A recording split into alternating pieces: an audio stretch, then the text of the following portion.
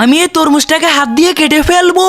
এই বাবু কি করছিস কি? আমি আসছি, দাঁড়া। ঠিক আছে মা, আগে আসু। আরে বাহ, কত সুন্দর লটকন ফল ধরেছে। লটকন গুলো বাড়িতে নিয়ে যাই, বাড়িতে বসে বসে খাবো। দাঁড়া, আমি তো তরমুজটা ভালো করে কেটে দিচ্ছি। আরে ওই কাকিমণি আসছে, ও দেখলে তো আবার চাইবে, তাড়াতাড়ি লুকিয়ে পড়। মা লুকাচ্ছ কেন?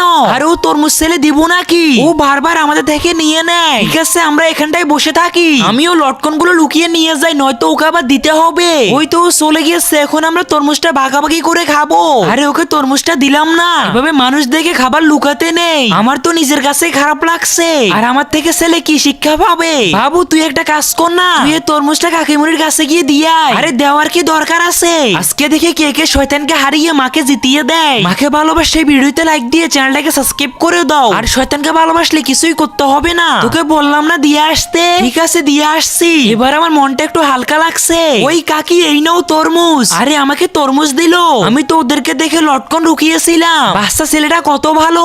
এই নাও, এই লটকন ফলগুলো তুমি খেও, আর আমি এই তরমুজটা খাবো। আমার এখন খুব ভালো লাগছে মনের ভিতরে। মা দেখো, ওই কাকিমুনিটা ফল দিয়েছে। ঠিক আছে।